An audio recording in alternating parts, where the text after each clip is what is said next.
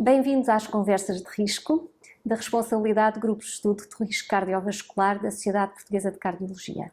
Eu sou Mónica Mendes Pedro, sou coordenadora do grupo de estudo e tenho comigo hoje um dos membros da direção do grupo de estudo, que é o Dr. Carlos Rabassal, cardiologista, e que nos vai hoje falar sobre hipertensão.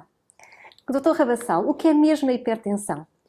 Em termos simples, hipertensão é a pressão arterial alta. A pressão arterial alta, em termos convencionais, é aquela em que, quando é medida a consulta, enfim, é superior ou igual a 14,9, para falarmos de uma linguagem que todos entendemos. Quando uma pessoa mede no seu domicílio a pressão arterial, quando mede no seu meio a pressão arterial, como acontece com muitas pessoas que têm aparelho, nós consideramos que ela é elevada, portanto é hipertensão, quando é superior a 13,5, 8,5. Portanto, estes valores são valores arbitrários, mas são aqueles com os quais nós, neste momento, trabalhamos. Os americanos, por exemplo, utilizam até valores mais baixos. Para os americanos, hipertensão são valores superiores ou iguais a 130, 80, ou seja, 13,8. Muito bem. Então, e é muito grave ser hipertenso? É. Portanto, a gravidade da hipertensão não tem a ver com estes valores que nós estamos aqui a falar. Tem a ver com o que estes valores condicionam no organismo humano. Ou seja, o que é importante na hipertensão, e quando nós tratamos a hipertensão, não estamos meramente a reduzir a pressão arterial de A para B. Nós estamos a tentar reduzir o risco inerente à subida da pressão arterial. Portanto, a pressão arterial elevada, ou seja, a hipertensão, é uma situação grave. E como é que eu devo medir a tensão arterial? Sobretudo se eu estou em casa, não é? E tenho o meu aparelho. Primeiro é nós estarmos certos de que temos um aparelho que esteja validado sob o ponto de vista da sua fiabilidade. E isso é muito fácil perceber. Há um site da Organização Mundial de Saúde que é de acesso livre, que tem todos os aparelhos e todos os modelos de aparelho que estão validados cientificamente e que, portanto, podem ser adquiridos de vários preços, de várias marcas. Depois é cada um de nós aprender, habitualmente isto terá que ser com um técnico, seja um enfermeiro, seja um médico, um técnico de saúde, que ensine as precauções e os cuidados que deve ter. A pressão arterial medida no domicílio deve atender a algumas regras básicas. Por exemplo, o indivíduo que vai medir a pressão arterial deve ter o braço desnudado, completamente desnudado. Não pode ter o braço apertado com a roupa que é puxada para cima. Depois deve estar sentado numa cadeira, com as costas direitas, pernas descruzadas, e o aparelho e o braço, onde ele vai fazer a medição, devem estar à mesma altura e apoiadas na mesa. Depois de ter colocado o aparelho, deve esperar alguns minutos, nós consideramos 5 minutos, e deve fazer 3 medições seguidas, sem estar a falar, sem estar gente a bater na mesa, porque estes aparelhos detectam isto tudo.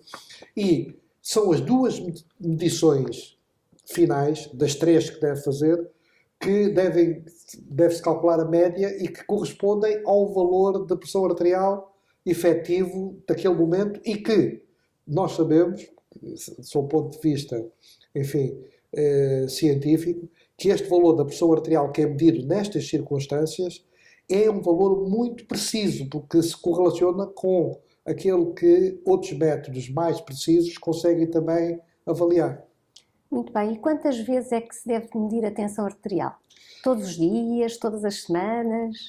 Não. É assim, o indivíduo que é hipertenso, portanto tem tensão alta e que está a fazer qualquer tipo de medicação, deve tentar acompanhar a evolução da sua pressão arterial com a medicação até, ao valor que é considerado o adequado para a sua circunstância e que ele terá conversado com o seu médico. Depois disso, e uma vez estabelecido que a pressão arterial, diariamente está no mesmo patamar, ou próximo, não há necessidade de andar a medir todos os dias. Mede se houver alguma alteração na sua medicação ou se houver algum sintoma anormal que poderá, enfim, até estar relacionado com a tensão alta. Mas não faz sentido estar a medir sempre, todos os dias e às vezes nem todas as semanas. Portanto, isto é algo que também se aprende e que é discutido com o médico, né, ou com o profissional de saúde que acompanha aquela hipertensão, de modo a também não estar a criar uma ansiedade que pode ela própria também levar e condicionar a elevação da pressão arterial. Pois quer dizer que depende das pessoas e depende das circunstâncias que aquela pessoa naquele momento está a viver ou em termos do decurso até da sua doença. Exatamente. E há aquela ideia de que a hipertensão é sobretudo uma doença dos idosos. É mesmo assim? Também não. É verdade que há estudos que mostram que se nós vivermos o suficiente, provavelmente a grande maioria de nós vai ser hipertenso. E isto tem a ver com o quê? Tem a ver com alterações que a idade, ela própria, de uma forma normal, portanto, o envelhecimento de uma forma normal condiciona nas nossas artérias. Essas alterações, que são normais e que acompanham o envelhecimento, acabam por provocar uma elevação da pressão arterial. E, portanto, nesse sentido, é mais frequente nós encontrarmos hipertensos entre os idosos do que entre os mais novos. Mas há pessoas novas que têm hipertensão. De resto, a nossa definição de hipertensão é para os adultos com mais de 18 anos. O que quer dizer que haverá muita gente nova, né, que também é hipertensa. E até as crianças também podem ser, e não é? até as crianças, como é evidente. Então, mas afinal, como é que a hipertensão habitualmente aparece? É assim, a hipertensão resulta de uma disfuncionalidade de alguns sistemas que regulam processos do nosso organismo e que, quando desregulados, levam a um aumento da resistência das nossas artérias à passagem do sangue. Repare-se, em cada ciclo cardíaco, cada vez que o coração bate, o coração tem que injetar o sangue para fora de si, para as artérias, de forma a ele correr a todos os recantos do organismo humano ou do ser vivo e poder levar os nutrientes e o oxigênio. Para isso, essas artérias não podem causar uma resistência grande à passagem do coração. Esta disfuncionalidade que eu dizia há bocado condiciona muitas vezes um aumento da resistência destas artérias e isso perturba a circulação do sangue. E é, no fundo, isto que é a hipertensão arterial. Portanto, há um desfuncionamento hormonal de alguns sistemas hormonais que regulam funções nobres da vida do ser humano que condicionam um aumento da resistência das artérias à passagem do sangue. Estas alterações, nós muitas vezes não sabemos ainda de uma forma muito precisa o que aconteceram. Por isso é que a hipertensão continua a ser um problema ainda com muito espaço para a investigação, porque há muita coisa que nós ainda desconhecemos. Né? Porque é que um indivíduo se torna efetivamente hipertenso. Nós sabemos que pode haver alguma herança. Portanto, herdarmos dos pais ou do pai ou da mãe ou de ambos que também têm hipertensão arterial. E sabemos que há fatores ambientais ou ambientais que podem também condicionar uma maior propensão para a hipertensão.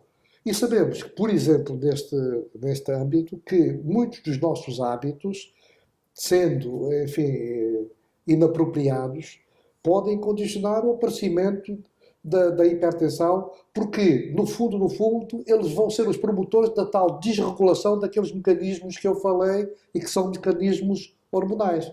O indivíduo que é obeso, o indivíduo que é diabético, o indivíduo que é sedentário, o indivíduo que fuma. Portanto, há uma série de circunstâncias que podem, efetivamente, também contribuir para a desregulação funcional que é o apanágio da hipertensão arterial. Mas às vezes há hipertensão causada por outras doenças que se podem tratar. Exatamente. Essas hipertensões, de um modo geral, nós designamos como hipertensões secundárias. Mas são uma pequena parte do mundo das hipertensões. No saco da hipertensão 90 a 95% das situações nós designamos-las como primárias ou essenciais, ou seja, a causa é um pouco disto tudo que eu estive a dizer. Depois há as outras 5 a 10% que são efetivamente provocadas por doenças. Muitas vezes estas hipertensões cursam com sinais que nos apontam para, enfim, o órgão que está lesado e que muitas vezes é o rim ou não. Portanto, podem ser outras circunstâncias e que, tratadas de uma forma também apropriada, muitas vezes são a cura. Portanto, de um modo geral, a hipertensão não tem cura. Portanto, a hipertensão primária ou essencial não tem cura. É tratada, mas não tem cura. Enquanto que a hipertensão secundária, que são estes casos que resultam de doenças, quando o tratamento, enfim, apropriado é realizado, muitas vezes estas situações curam e o indivíduo deixa de ser hipertenso. Mas estas situações, como eu dizia, são uma pequena parte, correspondem a 5 a 10% do mundo da hipertensão arterial. E como é que a hipertensão ataca o coração? Assim, a hipertensão arterial, o alvo da hipertensão é claramente, como também facilmente se percebe, a própria árvore arterial, a árvore vascular. O primeiro alvo da hipertensão são as próprias artérias. E as artérias são, enfim, têm uma distribuição, enfim, de cima a baixo, quer dizer, são uma distribuição generalizada. Nós temos artérias em todo o nosso organismo para alimentar todos os órgãos do nosso corpo e também no coração. No coração também temos as artérias, que são as artérias coronárias. Por um lado, as artérias coronárias podem também ser elas próprias afetadas pela hipertensão, condicionando uma maior propensão para a formação de coágulos ou de apertos que dão origem à angina de peito ou ao infarto do miocárdio, um vulgar ataque cardíaco. Mas, por outro lado, como eu disse lá atrás, a hipertensão cursa com um aumento da resistência à saída do sangue. Esse aumento da resistência à saída do sangue exige do coração um maior esforço para que o coração consiga, com cada batimento, bombear o sangue. Esse esforço que o coração tem que fazer obriga a que o coração é como um atleta que vai para o ginásio. Quer dizer, quando começa a levantar halteres, começa a lutar contra uma resistência, enfim, acaba por ganhar mais musculatura. O coração também acaba por ganhar mais musculatura inicialmente. E a musculatura que o coração ganha, e que é reflexo do aumento da pressão arterial, e é uma das formas de nós vermos a repercussão da hipertensão no coração, inicialmente é um mecanismo que protege o indivíduo e que protege a vida do indivíduo e que assegura que as coisas se vão processar de acordo com as exigências que em cada momento o nosso organismo impõe ao coração. O coração fica mais musculado para poder bombear contra uma maior resistência. Só que ao fim de um tempo, se nós não melhorarmos aquela resistência, e portanto se nós não tratarmos a hipertensão, e se não aliviarmos aquela resistência, a musculatura que o coração tem acaba por não ser suficiente e o coração entra em falência. É como se o músculo cardíaco, que inicialmente parece um elástico que ainda está tenso, né? Passa a ser um elástico já sem tensão nenhuma e que, enfim, acaba por ele próprio provocar também sintomas. As pessoas muitas vezes já ouviram falar da insuficiência cardíaca, que é o coração torna-se incapaz de assegurar as exigências a que é solicitado. Pois, ficam cansadas, com falta de ar, mais, com menos capacidade de fazer as suas funções e às vezes até com as pernas inchadas, não é verdade? Exatamente. E já agora, como é que o coração, qual é a relação entre a hipertensão e as tromboses? Nós sabemos que a hipertensão é um fator de risco de acidente vascular cerebral, não é? Exatamente. E como é que isso se processa? É assim, desde logo, como também já tivemos aqui a falar,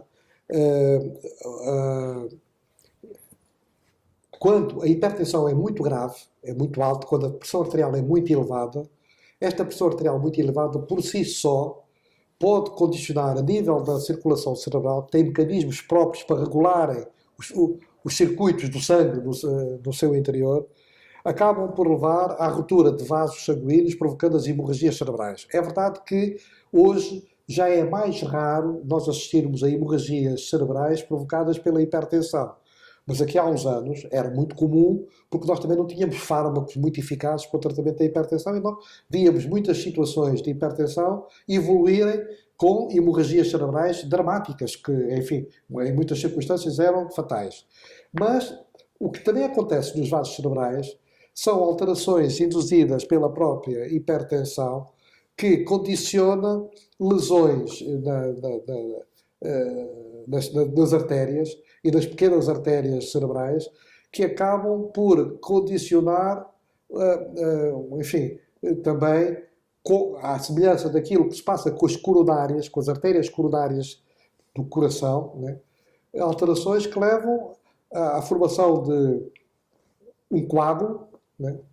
Ou um aperto súbito, enfim, que acontece habitualmente na sequência de um fenómeno súbito e inesperado que aconteceu naquela artéria, interrompe o sangue que circula dessas artérias e todo o tecido cerebral que depende da circulação do sangue que passa por aquela artéria vai entrar em sofrimento porque deixa de receber oxigênio e nutrientes. E se aquilo não é aliviado rapidamente, e hoje nós sabemos que há terapêuticas que conseguem fazer isso, aquele tecido entra, enfim, em agonia e acaba por morrer, provocando, enfim, aquilo que nós chamamos a trombose, que não é mais do que os sintomas resultantes da interrupção brusca do sangue numa determinada zona do cérebro. E, maior ou menor, estes acidentes vasculares cerebrais ou tromboses são sempre incapacitantes e muitas vezes são mortais, como é evidente. Agora, é assim, é verdade que os obesos têm mais propensão para ter hipertensão? É verdade.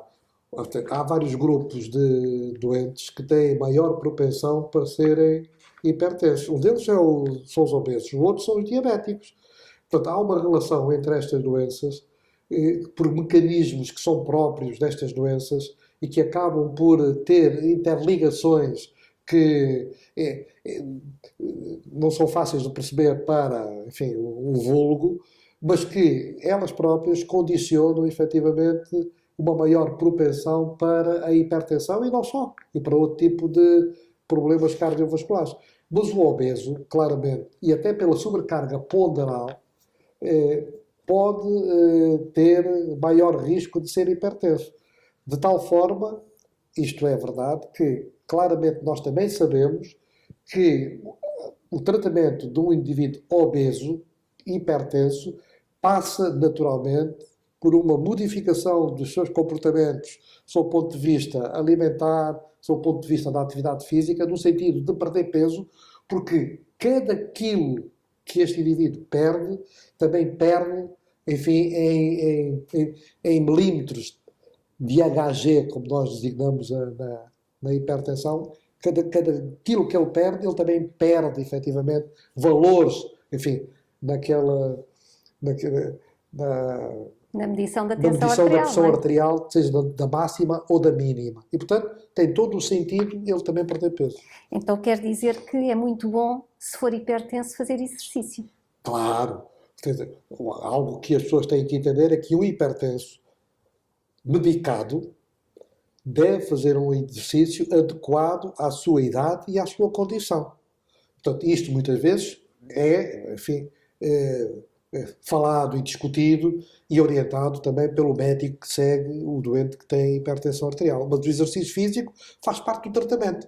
Porque, como eu dizia há bocadinho, perder peso, fazer exercício físico, deixar de fumar, são medidas que têm a ver com a responsabilidade individual, né, de cada um de nós e que são essenciais para melhorar efetivamente os níveis tensionais de qualquer indivíduo. Claro, mas o exercício não pode ser um exercício feito de qualquer maneira, não é? Porque depende então da pessoa que nós temos à frente, da sua capacidade de fazer exercícios, se já fazia ou não, Exatamente. e até da gravidade da hipertensão, não é? Claro. Porque o exercício também aumenta a pressão arterial. Claro. Não é? Portanto, assim, é sempre melhor fazer qualquer coisa do que estar parado. Mas, e dizes bem, isto deve ser sempre, enfim, falado com o profissional de saúde que está à frente do doente, no sentido de ficar ali acertado qual é o tipo de exercício, a duração, como é que o deve fazer, de forma a garantir que ele vai colher os benefícios, efetivamente, que o exercício físico confere. O tabaco, nós sabemos, e o Dr. Rabascal já falou, que é um fator de risco também muito importante para a aterosclerose e, portanto, e tal como a hipertensão, devemos controlar todos os fatores de risco, não é? A obesidade, a diabetes, e a diabetes também pode estar nas genes ou facilitar o aparecimento da hipertensão, mas o tabaco pode ter uma influência também direta no aparecimento ou no agravamento de uma hipertensão arterial? É assim, eu sei que contribui. Portanto, como eu dizia também, já disse lá atrás, a hipertensão arterial é multifatorial, quer dizer, a sua gênese, o seu aparecimento deve-se a múltiplos fatores. Nós hoje sabemos que há efetivamente alguma tendência familiar, porque os hipertensos habitualmente geram hipertensos, mas depois há uma série de condições ambientais que também acrescentam algo e que tornam aquele indivíduo efetivamente hipertenso. O tabaco é um deles. Nós sabemos que o tabaco é um deles. Né? O tabaco aumenta, por exemplo, nós sabemos hoje, por exemplo, de experiências feitas, que cada vez que se fuma um cigarro, a pressão arterial máxima aumenta entre 15 a 20 minutos, 1,5 a 2. Né? O indivíduo passa, por exemplo, de 13 para 14,5 ou 15. Né? Portanto, nós sabemos que isto é episódico, mas no indivíduo que fuma vários cigarros ao longo do dia, está continuamente a acontecer. E, portanto, isto não é naturalmente bom. Para além de que o tabaco, nestes efeitos a nível vascular, porque ele, enfim, ajuda a comprimir mais as artérias, e é isso que faz com que a tensão arterial suba mais, o tabaco tem um outro aspecto que é extremamente importante e que, por isso mesmo, é preocupante, quer dizer, é que ele condiciona também a progressão das lesões que estão dentro das artérias, levando muitas vezes a ataques cardíacos, particularmente em indivíduos jovens. Né? Eu quase que me atrevo a dizer que não há indivíduo jovem, com menos de 50 anos, 55, 50 anos, seja homem ou mulher, que entra num hospital com um quadro que depois se vem a saber que é um ataque cardíaco, que quando nós vamos fazer a história, não esteja lá metido o tabaco. É verdade, é verdade. Quase sempre está lá metido o tabaco. E já agora, e isto é algo que me interessa a mim pessoalmente, uma vez que sou mulher, a pílula tem alguma influência na hipertensão? Uma mulher hipertensa pode tomar a pílula pode ser causa de hipertensão? É verdade. Há bocado a Mónica falava e punha as questões relativamente àquilo que nós entendemos como a hipertensão secundária, ou seja, as hipertensões que têm uma causa, que têm um fator subjacente que muitas vezes, quando é abordado ou quando é tratado, como também aqui já se disse, até cura. Um desses fatores é a pílula, por exemplo, na mulher. Mulher jovem, portanto, ainda em idade de procriar, que toma a pílula e que é hipertensa, nós temos que estabelecer uma relação entre a pílula anticoncepcional e a hipertensão. Porque nós sabemos que muitas vezes basta nós suspendermos a pílula ou substituirmos a pílula por um outro método anticoncepcional não medicamentoso para que a pressão arterial se torne mais fácil de controlar, quer só com medidas não farmacológicas, ou seja, com a promoção de uma dieta como deve ser, com a promoção do exercício físico, enfim, incentivar as pessoas a perderem peso para terem o peso ideal. Se nós, nestas circunstâncias, também tirarmos a pílula, muitas vezes estas hipertensões tornam-se, enfim, normotensões, ou seja, o indivíduo passa a ter uma tensão normal. Portanto, de uma forma muito categórica, a pílula anticoncepcional deve ser sempre, e a sua utilização deve ser sempre equacionada à sua continuidade numa mulher que é hipertensa. Então, e agora, como é que eu posso tratar a hipertensão? A hipertensão trata-se qualquer que seja o fármaco ou os fármacos que o médico prescreveu ao doente, isto só não chega. A hipertensão tem que se tratar com, e aqui já foi repetido, e eu digo outra vez, com modificação de comportamentos e com um estilo de vida saudável. O indivíduo que é hipertenso não pode fumar. Nós hoje sabemos que muitas vezes os doentes fumadores têm dificuldade em largar o vício do tabaco e que muitas vezes até são apontados a dedo. A adição ao tabaco é uma doença, não deve ser apontada a dedo. Devemos tentar ajudar os indivíduos que fumam a deixar de fumar. Nós hoje temos em Portugal, felizmente, muitas possibilidades de orientar estes indivíduos que fumam para locais onde eles possam ser acompanhados para largarem o vício do tabaco. E isto é decisivo no hipertenso. Decisivo no hipertenso é a modificação dos comportamentos com a alimentação. O hipertenso tem que saber comer, tem que aprender a comer e, sobretudo, tem que ter cuidado com algumas substâncias que nós sabemos que potenciam os níveis da pressão arterial. Indiscutivelmente, o sal. Nós também sabemos, estudos são feitos no nosso meio, que o português é um grande consumidor de sal. Nós somos dos povos da Europa que mais sal consome. Em média, o português consome cerca de 10 gramas de sal diariamente, quando aquilo que está indicado é metade, é cerca de 5 gramas de sal por dia. Portanto, nós temos que, em qualquer doente hipertenso, temos que motivar para a redução do sal. Deixar de utilizar o sal da mesa, deixar de ser um abusador em alimentos que têm muito sal, portanto, os enlatados, os produtos de charcutaria, etc. A pessoa não está proibida de os consumir. Está proibida de os consumir todos os dias. Portanto, e sempre que puder, fazer a opção por produtos que tenham pouco sal. É muito comum nós vermos as pessoas a comerem frutos secos que são ótimos para a saúde. Mas tem que ser sem sal. Os frutos secos que nós aconselhamos, as nozes, as avelãs, as amêndoas, e que muitos de nós gostamos, que são ótimos para a nossa saúde, desde consumidos também com moderação, devem ser consumidos sem sal, por exemplo. Este é um dos aspectos também das modificações comportamentais que temos de fazer. O outro, já nós falámos, é promover o exercício físico e promover, enfim, a adoção, ou pelo menos a preocupação com a normalização do peso. Eu sei que às vezes é muito difícil, mas se nós não fizermos nada, então é que estamos a deixar as coisas correrem em roda livre. Portanto, acho que é muito importante esta modificação do estilo de vida e dos comportamentos. E depois é a medicação. E a medicação que é passada para controle da pressão arterial deve ser tomada de uma forma regular. De uma forma regular. A hipertensão arterial é uma doença crónica. E, como já se disse aqui mais do que uma vez, na grande maioria dos casos, nos tais 90% a 95% dos casos, não tem cura. Como não tem cura, ela vai persistir ao longo da vida. E, portanto, o tratamento tem que ser levado ao longo da vida, com algumas nuances e com alguns acertos, com alguns ajustes, mas, de um modo geral, tem que ser levado ao longo da vida. Portanto, os doentes hipertensos têm que tomar uma medicação certa até ao final da vida.